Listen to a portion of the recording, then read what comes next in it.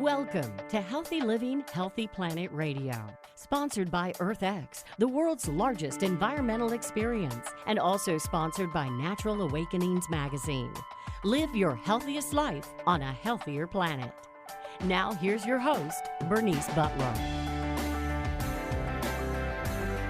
Welcome to Healthy Living, Healthy Planet Radio today. We are now nearing the end of our fourth season, and we remain just as excited as ever to help you explore and understand that unbreakable relationship between your health and the health of the planet. Here we look at the hottest topics related to our environment and its sustainability and how they affect your health and wellness. Here, issues like climate change, plastic pollution, extreme weather events, and others will meet up with everyday impacts like allergies and asthma, digestive issues and gut health, cancers, lung, heart issues, and more. So listen in today as we begin our August theme shows on air quality and transportation. And today we're going to talk about trouble in the air. Who, what, when, where, and how does our air quality get tainted and corrupted? Today, we're going to dive into a topic that affects each and every one of us, every single one of us, trouble in the air. Again, how does it get that way? So have you ever stopped to wonder about the invisible substance that we breathe in day after day and minute after minute and second after second? The air we take for granted, the very essence of life, is under siege right now. And it's time we peel back the layers of this elusive thing and delve into a topic that concerns each and every one of us, and that is what's going on in our air quality, and how does it get that way?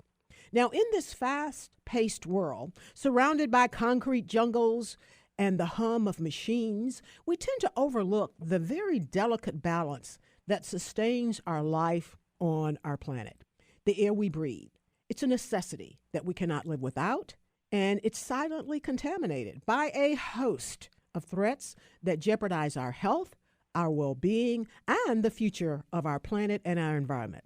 And today, we have a couple of distinguished guests. They're experts, scientists, and researchers who are going to help us shed light on the complexities and the challenges of air pollution. These guests have dedicated their lives to unraveling the mysteries of air pollution, and they're going to help us become smarter like they. They have observed the subtle dance between nature and our human activities, as well as the repercussions of which are now manifesting as dire consequences on a global scale. They'll reveal the sources and consequences of air pollution, the links between air quality and public health, and provide us with some actionable insights to address these pressing issues. And during this hopefully enlightening journey, we're going to explore the many faces of air pollution, each of which has its own sinister tale. From the towering chimneys of industries spewing forth toxic fumes to the exhaust pipes of the millions of vehicles that fill our urban skies, the sources of air contamination are diverse and they are ever present. So picture a serene countryside engulfed in smoke and flames as wildfires rage, releasing large amounts of hazardous particulate matter into our atmosphere. Imagine the clouds of dust swirling around construction sites, suffocating the air with the microscopic pollutants that many we see, but just as many we can't see.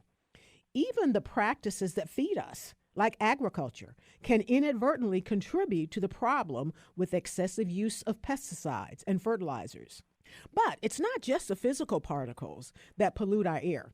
Gases like carbon dioxide, methane gas, and nitrous oxide are the perpetrators of climate change, and they silently infiltrate the air we breathe and alter the delicate balance of our planet's atmosphere all around us without us knowing it.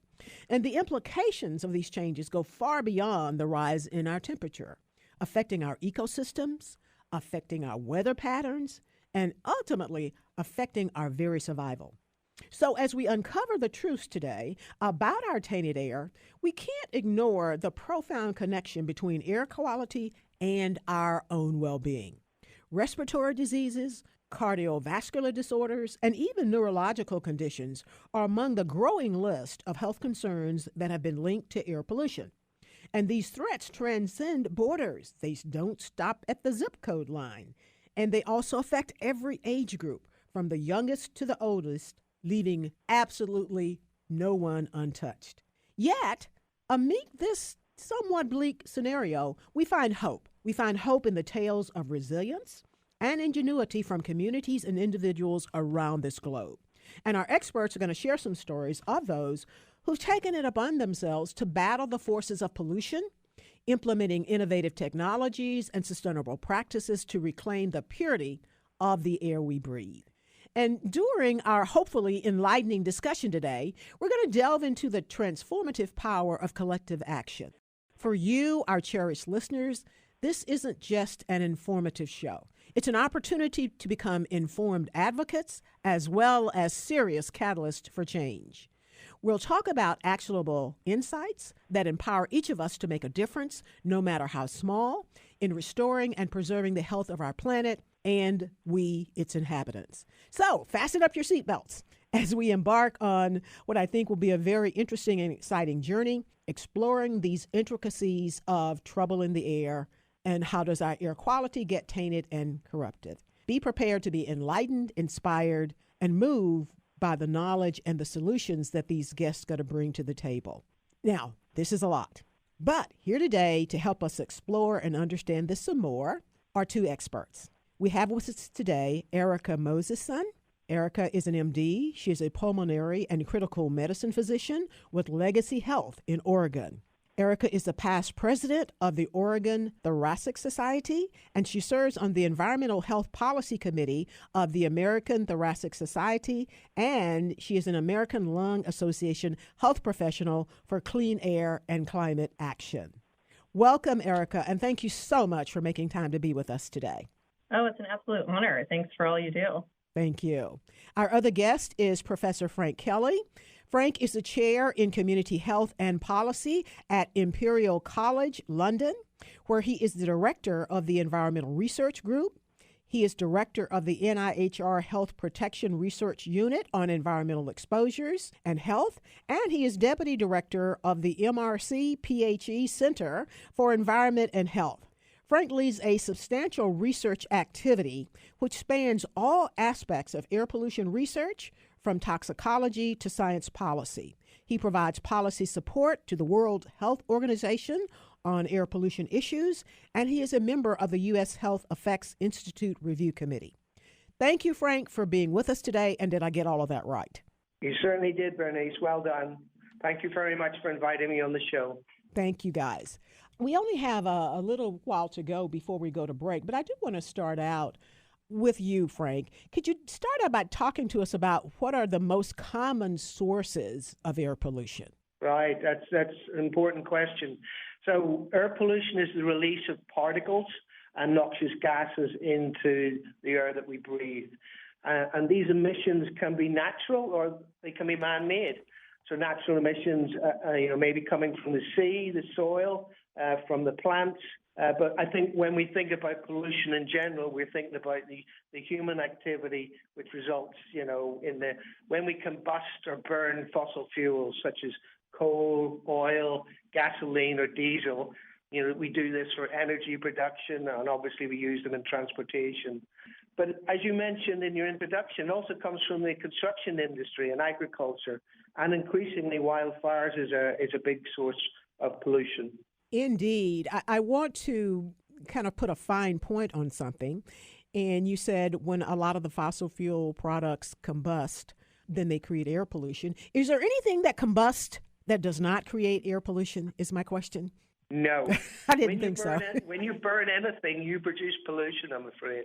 Yeah, and that's I tell my family that. I think they are way tired of hearing it by now, but my byline is if it combusts, it's creating air pollution. Real simple. And that goes all the way down to when you turn on the burner on a gas-fired stove. Absolutely. Yeah, you're getting a lot of small particles, and you're getting a lot of nitrogen dioxide. You're getting some carbon monoxide. You're getting some methane, all problem pollutants. As well, it comes when you light up that nice fire on a cold night. Exactly. What would you say, though, and we just have 2 minutes to go, but what would you say, Frank, is probably the most unaware source of air pollution? A source that none of us would have any idea that it's causing these issues. Yeah, so I think there's lots of these, actually. I think indoors, people, they often would light a candle or burn incense. And in reality, they're producing a lot of particulate pollution doing that.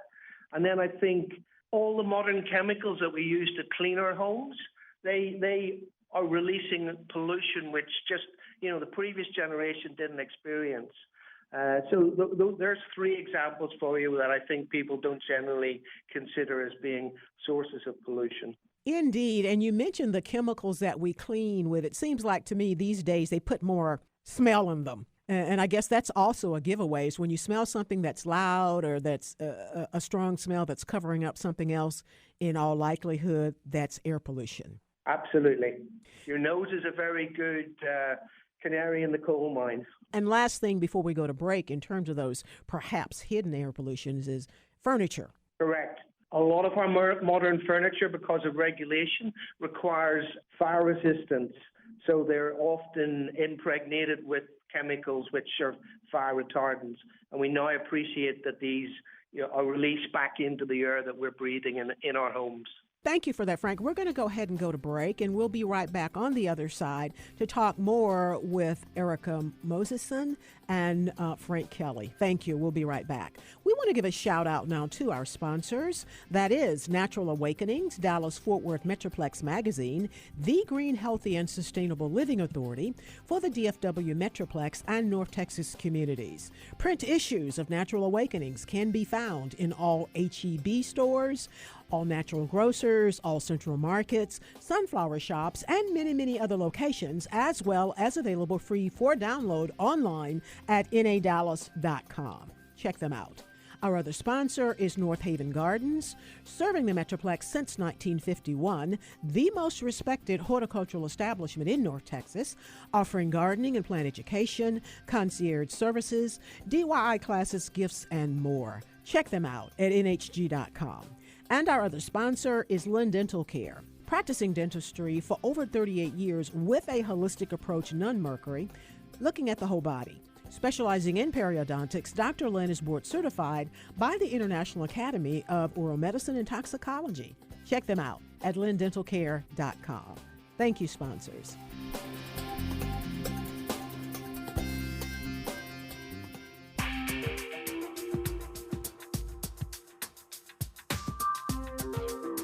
Welcome back to Healthy Living, Healthy Planet Radio today. To today's show on air quality and transportation, as we focus in on this first show under this theme on trouble in the air. How does our air quality get tainted and corrupted? And we are back with 2 experts, Dr. Erika Moseson and Professor Frank Kelly, who are making us smarter. Again, thank you all for being with us today. Now, I want to move to Erika now. Erika, we realize that all of this air pollution causes environmental as well as health issues. And so I want to start in with you, though, on what are the most common respiratory problems caused by air pollution? And are there other health problems other than respiratory? Yeah, well, the lungs are kind of the gateway to the body for air pollution. So I'm a lung doctor, but, actually the more common and devastating illnesses that are actually really affected by air pollution are also cardiovascular. So I think a lot of people forget that the lungs are just a big collection of blood vessels, right? Just think about why people inhale drugs, right? Mm-hmm. It gets them into your bloodstream right away, right? Mm-hmm. So when you inhale air pollution, it's the same thing. So these teensy tiny particles that kind of like the PM2.5, they just are so small, they just go whisking through our upper airways all the way out our breathing tubes and just straight across into our bloodstream, and then within heartbeats, they're just circulating all around the body, causing, disease in every organ system and from womb to tomb, right? And kind of like we know that when people smoke cigarettes, so it's kind of like with air pollution, we're kind of all smoking, like with particulate matter in particular, we're all kind of become smokers. We're all smoking those Canadian wildfires, and we're all smoking those West Coast wildfires, right? Smoking wildfires. 100%. Like you said, kind of everything that combusts causes pollution. The thing I always say is don't light things on fire and breathe them into your lungs. And this applies to tobacco, diesel, forests, and more. Exactly. Right? With particulate matter, we kind of estimate for around every 22 micrograms per meter cubed potentially is kind of like smoking a cigarette that day. This is all very rough and, exactly put together. But so if you kind of think about when you have these crazy beyond, like I've been in wildfires where it was beyond the hazard index, right? Like the little app on my phone, and I'm a mom of 3 young kids, said beyond the index, right? And the PM 2.5 level then was like 500, 600 micrograms per meter cubed, right? And that was like everyone in the city of Portland was like smoking a pack or 2 of cigarettes a day, right?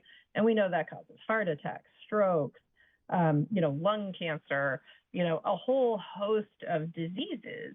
And in terms of, so the things I really worry about are the heart and lung diseases. Like those are just such devastating illnesses. And people, you can actually have, deaths from the heart, in the days following these big catastrophic wildfire events. So the diseases I treat as a lung doctor, the things I see, so chronically, we know that exposure to PM 2.5 and, traffic-related air pollution can actually cause lung cancer, kind of like cigarettes, right? The other thing is you actually can get, you see kind of smaller lungs in children. You see premature deliveries, like when women who are pregnant actually are more likely to kind of go into labor earlier when there's elevated levels of air pollution. And you also can see, so when you kind of start out life with smaller lungs, it kind of sets you up for lung disease potentially later in life because your lungs just have less resilience in them. And then if you have like kids in your life or people in your life with asthma or COPD or any of those, lung diseases that make you cough and wheeze, all those things can get a lot worse, especially when there's air pollution, whether it's big spiking events like wildfires or even just kind of the chronic air pollution we know exists all the time. Like we did a study of over 60 million Medicare beneficiaries, not me personally, but we as a medical community. Right. And you found that, it's just as people, as that PM 2.5 number goes up, or as the ozone goes up, people just start dying more. And it's kind of, again, you start to think, gosh, it's like we're all smoking here. Indeed. Let me ask you this, Erika, because we hear a lot and know somewhat about the lung disease. I think the cardiovascular is something that is not perhaps as known or talked about as much as is the lung disease from air pollution. Why do you think that is? It's interesting because it's also true with even like medical society meetings. You can talk to your average cardiologist and ask, have you heard of PM 2.5? And some of them will say, what are you talking about? A lot of them are really familiar with the cigarette. I think it's one of the things that I think just because we as doctors in our Western medical model is very focused on individual behaviors and like, what can I do, right? So I should stop smoking, eat right, do these things. But I think we're realizing more and more that we're all kind of part of our ecosystem, right? So when we step back and it's like, well, what's making people sick, right? And, I think we worry about, sugar in schools and stuff like that and kids in like secondhand smoke environments necessarily. But I think we kind of haven't really recognized this, even though the data on PM 2.5 and air pollution and that sort of thing has been in the medical literature for decades now. I mean, this is not new cutting edge science. But I think that's part of it is I think, as doctors, when I went to med school, I didn't learn any of this stuff. I didn't even really learn that much about it in my pulmonary fellowship to be a lung doctor.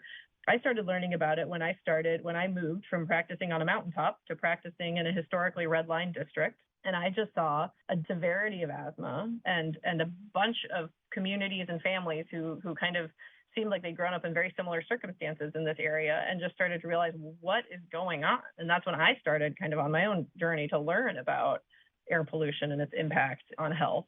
And then kind of started to realize, hey, we're kind of making some people smoke all the time, even though they're not actually picking up a pack of cigarettes. And like you said, too, it's the medical industry is kind of siloed. But it's interesting you say that because I remember just last night I saw a commercial on television about smoking. And it said, nobody ever told me it could cause cardiovascular disease. Mm-hmm. I think people think, it's going in my lungs, but the lungs don't filter. I mean, they've got a few cells that can filter things, but it's not, they're designed just to, get carbon dioxide out and get oxygen in and send it all around our body. So they kind of take whatever else is out there and they'll circle it all around the body too. Indeed. And I think you have given us this great bit of wisdom that perhaps maybe the pulmonary industry probably needs to push a bit more too. And that is if it gets in the lungs, it's spreading to cardiovascular and the other systems. Yeah. I mean, the lungs are just a network of beautiful, tiny blood vessels. Thank you for that, Erika. Absolutely. Frank, I want to go back to you, though, now and talk more about how does air pollution affect the environment? Many think it comes from the environment, and as you mentioned earlier, some of it does. But what's the things we just talked about? We know what it's doing to our health, but what is it doing to our environment, which is probably then also affecting our health again? Yeah, I mean, air pollution is really bad for the planet. As you say, it affects our health, but it also affects the growth and the biodiversity of everything that is living on the planet. And that's partly because it can reduce visibility by blocking sunlight, so that will reduce growth. In some areas, it actually causes acid rain, so the rain becomes acidic, and then that damages plants and alters soil chemistry. We know it can affect animal reproduction, same way as it's probably affecting human reproduction as well. And then I guess finally, we have climate change, before us every day now in one form or another. And, air pollution, greenhouse gas pollution really is a major cause of climate change. So it's affecting the whole planet, really, Bernice. Indeed. And Frank, and I ask many of our guests this too, I need you to, for our listeners, to connect the dots. Connect the dot from air pollution to climate change. And it's just kind of like walk them through it so they just get clearly how it happens. So I like to think of that issue as really climate change and air pollution being either side of a coin. So they're intimately connected, and the connection is combustion, the burning of fossil fuels. So in our desire to move around more freely and to have power and energy wherever we are, we burn oil and gas. And that produces the black soot pollutant, the PM2.5, the gas nitrogen dioxide, but it also produces a lot of planet warming pollutants like carbon dioxide, like methane. So they're really coming from the same source. So if we can stop burning fossil fuels, that will help both in reducing climate change and it will improve air quality. So it's a win-win situation. And that's why it's so important that we try and do this, before it's too late. Indeed. So I think what we're saying, though, is the air pollution goes up and does air pollution make the environment itself warmer, or does it interact with something else that's making the environment warmer? So as part of the pollutants which arise from burning fossil fuels, right, we get carbon dioxide. And as the concentration of carbon dioxide and some other gases like methane increase in the atmosphere, then that warms the planet. Okay. It sort of gives it a blanket around the planet, and we get warmer and warmer as a consequence. I got it. Those pollutants that are coming from that combustion are going right in there, and they are almost directly causing the warmth, the climate change. That's right. All right. I love that we can simplify it so people can understand it. And once they understand it, then they can get a better grip on what they can do. We are going to go to break right now, but we will be right back on the other side as Erika Moseson and Frank Kelly make us smarter. Thank you all.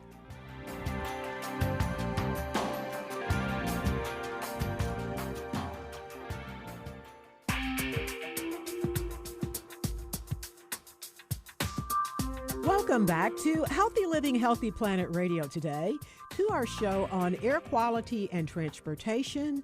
And today we're focusing in on trouble in the air. Who, what, when, where, and how does our air quality get tainted and corrupted? And we are with two experts, Dr. Erika Moseson, an MD in pulmonary and critical care, and Professor Frank Kelly at Imperial College in London, who researches air quality and environmental issues. And again, thank you all so much for being with us. Before the break, Frank was connecting the dots for us in terms of how the air pollution actually causes climate change. And it's much simpler than people think. All of these particulates that are coming from the combustion are going up into the atmosphere, and there are various gases. Many of them, just as many, if not more, of them are invisible, as is the smoke and fire particles that we see, but all of those gases that go in particles that go into the environment are just warming it up, and that causes climate change and all the other issues that it brings with it. So I want to go now to Erika and talk about, Erika, how air pollution affects those of us with pre-existing respiratory conditions or other pre-existing conditions. And I would venture to say that probably half the globe has something pre-existing. Talk to us a little bit about that and the impacts of air pollution on those.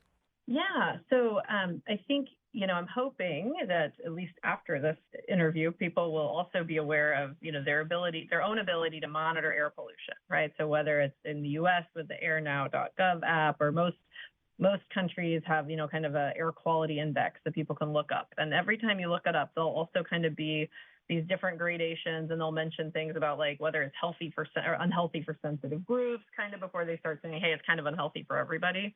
So who are these sensitive groups? And so I really think, if you can kind of just think of air pollution as these particles that you don't want to breathe, right, that are kind of toxic. So if you breathe more, you're going to get a higher dose. And who breathes more? Well, big one are kids, right? Kids are actually breathing more, right? They're running around, they're more active, they breathe more than adults do. I'm an adult lung doctor, and so I think, healthy breathing is around 12 times a minute. Kids can just be like, I think we just watch them and they can be breathing 20 times a minute. And then they also like to run around outside where there's often more air pollution, right? You go to the park, the adults are just kind of sitting on the bench. The kids are just running all over the place, right? The other people who might be breathing more and kind of taking more in, or sometimes you pregnant women who are also kind of breathing for two, right? And then we also think about our outdoor workers, right? So our outdoor workers, the most extreme example are like our wildland firefighters, people who are just really exerting a ton in outdoor air. They're just kind of getting a higher dose of this air pollution as they breathe. And then if you already have, kind of those diseases that we already know can get caused by air pollution or worsened by air pollution, right? So if you already have, a heart, it's kind of like, you don't want anyone to smoke cigarettes, but if you already have like heart disease, we definitely don't want you to smoke, right? You're more likely to have a heart attack or someone lands you in the hospital. Same with we don't want anyone breathing polluted air. But if you've already got asthma, like where your lungs are really sensitive to changes in the air or pollution, or COPD, and obstructive lung disease, we really don't want you breathing that unhealthy air, right? And so there's kind of people where it's like if you're already kind of tipped over in one direction to being more prone to having a bad outcome. And what is a bad outcome? Well, like the extremes, it's death, right? People can die from these things. Then we also worry about going to the hospital. We worry about having to go to the doctor's office. We worry about having to take prescription medications, because not only does that hurt your health, but these have massive, financial impacts for our families, right? So I always tell, people I work with, like, it's not just good for your health and your kids from a touchy-feely standpoint to be aware of the air quality. This also costs us real money, right? Like if you have to stay home with a sick kid, like that's going to hurt your paycheck. If you have to go get a prescription, that's going to, hurt the family finances. So it's really I always say, it's air health, our wealth that resides in clean air. So I think that's kind of the thing, is to just think about, am I breathing a lot, or if I breathed a little more, would that make me sicker than someone else? That's kind of how to think about if you're vulnerable. Indeed. I have to think, too, that many people find out about maybe a pre-existing condition that they didn't know they had as a result of exposure to air pollution. They get sick, something happens, they go to the doctor, and that's when they find out they got some issues that they didn't know about, for sure. Absolutely. Erika, did we see air quality playing any part in the recently gone by, but still here, COVID pandemic? Absolutely. So that's the other thing that air pollution does, is it actually changes the way our immune system and our lungs respond. So it kind of just, it's fascinating, right? In some ways it makes it a little more hyperactive. People are more likely to get their lungs flooded in the severe respiratory distress syndrome if they're exposed to high levels of particulates. We know that smokers are more likely to get that. But then even just other exposure to, PM 2.5, whether it's at construction sites or something like that, can also do it. And so it's not just with COVID-19. We've seen this before with the first SARS pandemic. We've seen it with H1N1, with the flu. So places where people have higher levels of PM 2.5 exposure, it actually kind of alters the way their lung immune system seems to respond. And, some of these studies are large, correlational studies. But, in 2020, there was a pretty large analysis published in cardiovascular research that showed that there was probably around, air pollution probably explained around 15% of the deaths from COVID-19. That interaction of kind of the exposure to PM2.5 making you more vulnerable to the bad effects of air pollution. And it varied, right? So in places like East Asia, it could, be up to like 40% range, and other places that were like, less polluted, it was lower. And, I think there was some thought, well, maybe this is just correlating with where a bunch of people live, right? So obviously if a bunch of people live somewhere, maybe there's more pollution. But even when they've looked in other places where sometimes that's, disconnected, where, it's still that effect was still there. And then sometimes people think, well, like I mentioned, people who are poorer often live in more polluted air. But even in places where that's flipped, right, like really wealthy cities where they'll still have high PM2.5 levels, we still saw this link. So we really do think it's a real one. And so again, all this idea of like there's also importance in kind of having clean air in general, so that when these big disrupting events that are going to keep happening more and more frequently, unfortunately, the next pandemic's going to come sooner, right? It's just really important that, we are in general breathing clean air so that we've just got more resilience built into us for when the next big, event happens, like another pandemic or something like that. Indeed. Yeah, there's a pretty interaction. So I want to put a fine point on that, though, and that is that basically the air pollution, the particulates there, alter or change the way that our immune system responds, or degrades. It obviously degrades our immune system, such that our immune system is not at its best to fight things like COVID and the future pandemics. Yeah, I would say it's, our immune system is a constant, beautifully balanced organ, basically, that kind of exists throughout our body, that you want it to react strongly to fight off an infection, but you don't want it to react too much, right? Because then on the other end, we end up with like autoimmune disease and severe damage like that respiratory distress syndrome. We think some of that is kind of like the immune system just going pretty haywire in response to an infection. And it seems like, that risk of it kind of going haywire is there when you're kind of chronically breathing polluted air. And maybe it's just because it just increases the level of inflammation in general, but it's just, you kind of lose the fine tuning of that organ, right? When we get a cold, we want our immune system to rev up enough that it fights it off, but we also don't want it to make us so miserable. Indeed. So thank you for that. And I want to go now to Frank and talk about more. What are perhaps the most significant sources of air pollution in the world? And then I would say in the U.S. and then regionally, because I know it has to be regional. So I guess, Bernice, we're back to burning things. Yeah. So every country requires energy, power generation, and every country requires a transport system. So those are really the main sources of air pollution. Unfortunately, in the yesteryears, a lot of the power stations were actually built in close to the cities. And that was a terrible mistake because we don't need the pollution near where the population's living. So that's why we had great problems back in London in the 50s, because we had such big power stations right in the middle of the city. So that's a lesson learned. So moving the power stations out of the city away from populations is one of the ways in which you can sort of minimize things. But of course, every city has got usually lots of vehicles, lots of traffic, lots of congestion, and that's a major source of pollution right around the world. We've touched on it a little bit before. We talked about agriculture, which surprises a lot of people as being a source of pollution. But, most agriculture requires the use of fertilizers, requires the use of pesticides. And we know that these chemicals, when they're sprayed on the land, can often form particulate matter, these tiny particles again, and they get re-entrained up into the air, and then they can move off and add to the other sources of pollution. And there's certain times of the year, of course, in the springtime, sometimes in the autumn, when these are used in great quantities. Farm animals, they produce a lot of ammonia as well, and that's an air pollutant. And again, this is one of the hotly debated topics at the moment. Should we be eating less meat? Should we be going more vegetarian? So we reduce the use of animals and therefore reduce the methane and ammonia that they produce. And then just finally, for the U.S., historically, the western side of the U.S.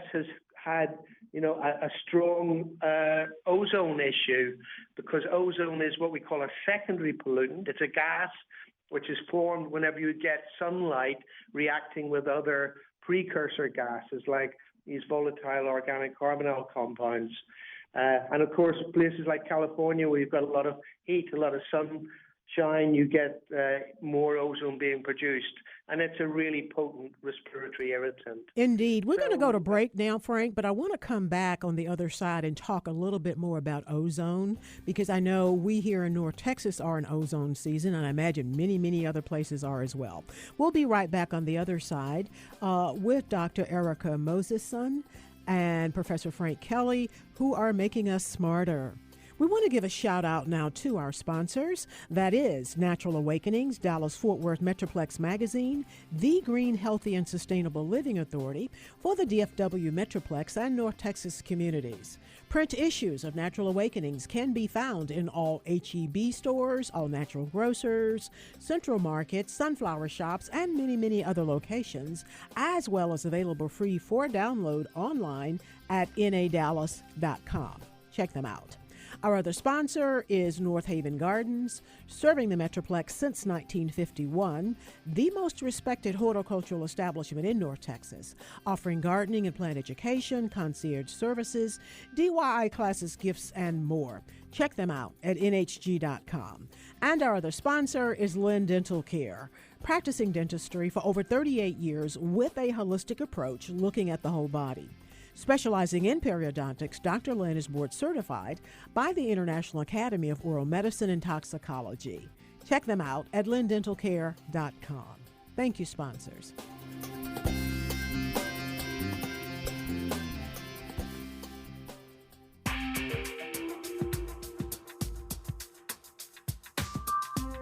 Welcome back to Healthy Living, Healthy Planet Radio, to today's show on air quality and transportation, focusing in on trouble in the air. How does our air quality get tainted and corrupted?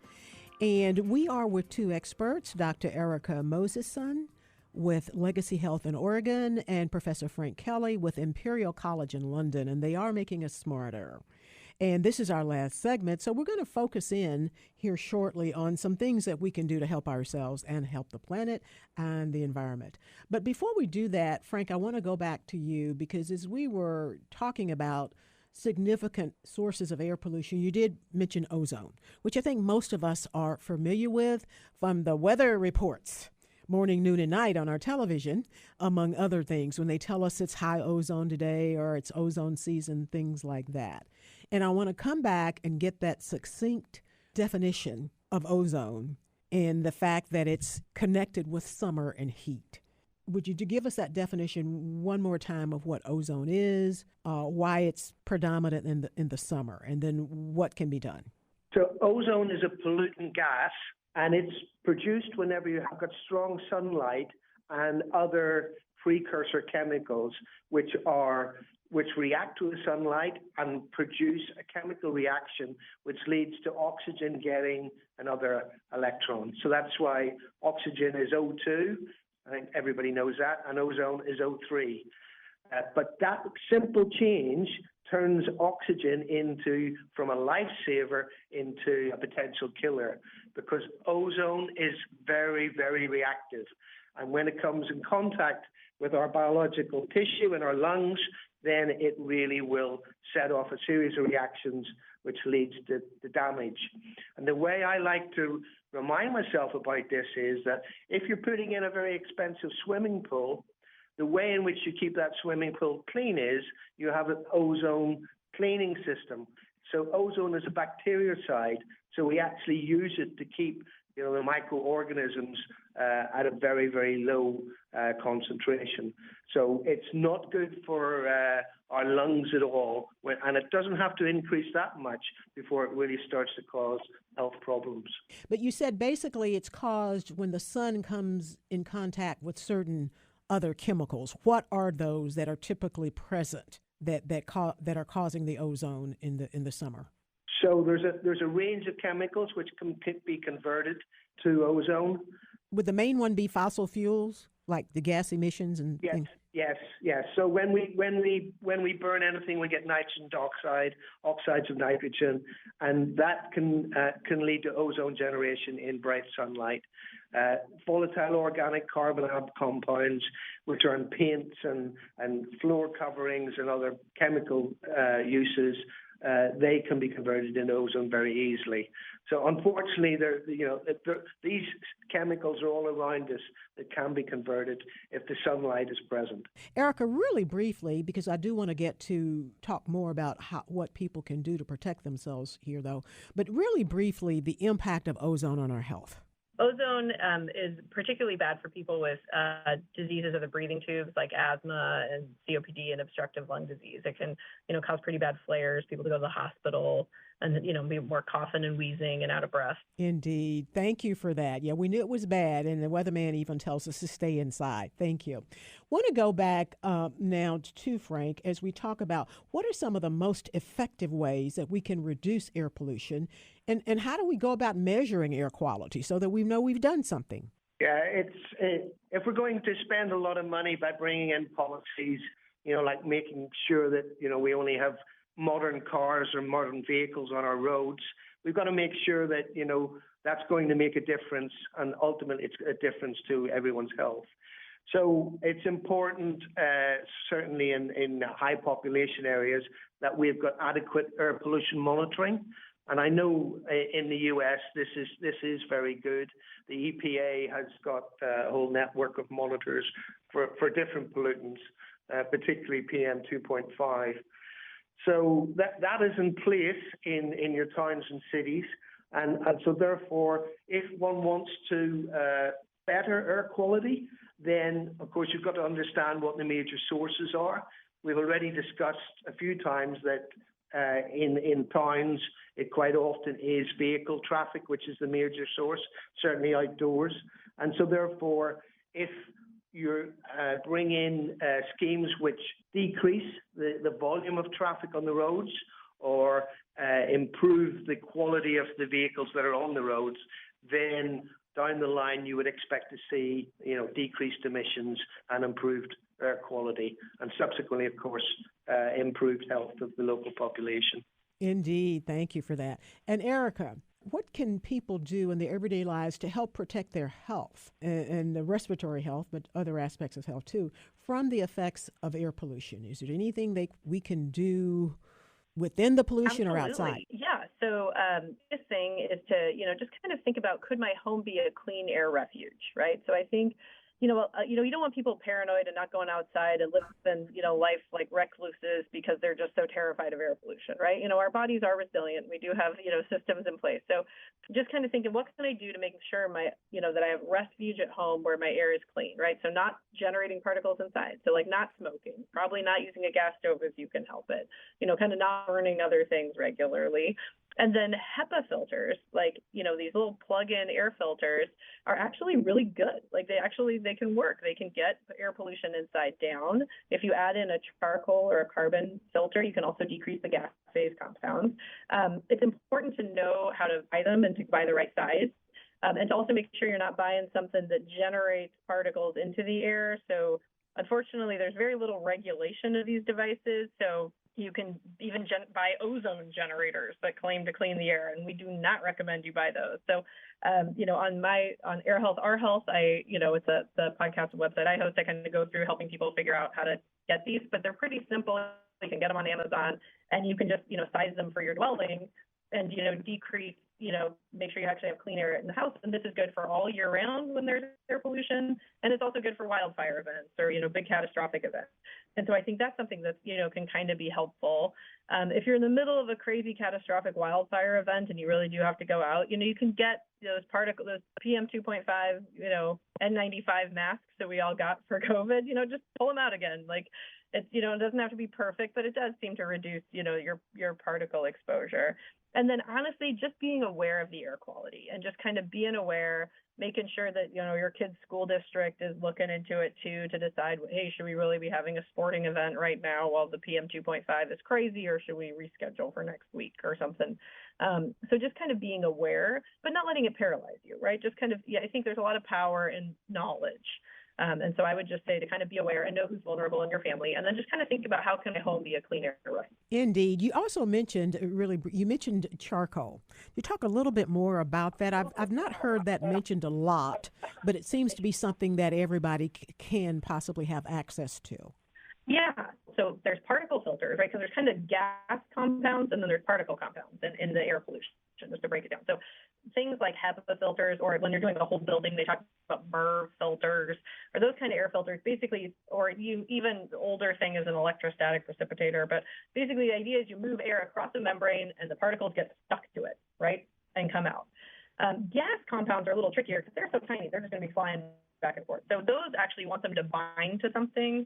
And so you can have like these activated charcoal filters that have basically like little tiny binding sites. You can think of those little holes that can kind of just trap the extra gas compounds that you don't particularly want in the mix. And this is, very simplistic. I'm sure any. So basically you're saying that the charcoal helps to trap more of the particulates out of the air. No, I would say that the HEPA filters are for the particulates, like things like nitrogen dioxide, like from a gas stove, that could help get trapped in with the charcoal. Got it. So like people say a carbon filter. If you got like a gas stove and you run a HEPA filter and a carbon filter, we actually have some studies showing that can be pretty good at getting down the nitrogen dioxide levels. If, for example, you rent and you just can't change your stove, or you just don't want to, or whatever, Great. Thank you. Last question, and that's for Frank. What role do you see, and we just have a minute left, what role do transportation policies play in reducing air pollution, really briefly? I think it has an enormous role, Beatrice, because we have a lot of a lot of congestion in our towns and cities, and that's where, a lot of our population now live. So the source of the emissions and the people are in the same location. So the cleaner we can get the vehicles, or the fewer vehicles we can get, and the better public transport we can have, then we'll see the pollution falling and the people benefiting from that. So it's really important. Indeed. Thank you. Public transportation, and this is where people and their individual actions can come to play. Thank you all so much. You have really made us smarter. We have been today with Dr. Erika Moseson with Legacy Health in Oregon and Professor Frank Kelly at Imperial College in London, and we really appreciate them. Thank you all for listening in today to Healthy Living, Healthy Planet Radio. The conversation starts here, but our goal is for it to continue in your home, in your social circles, your workplaces, at the water cooler, and in the grocery checkout line, so that we can all work together to realize that healthy living is simply not possible without a healthy planet. Our culture is a result of 1 trillion tiny acts taken by billions of people every day like yourselves. And each of those tiny acts can seem insignificant, but all of them add up, one way or the other, to the change that we each live through. This is your host, Bernice Butler. Thank you, and join us again next week for more on air quality and transportation. And check out our past shows on podcast wherever you get yours. Thank you.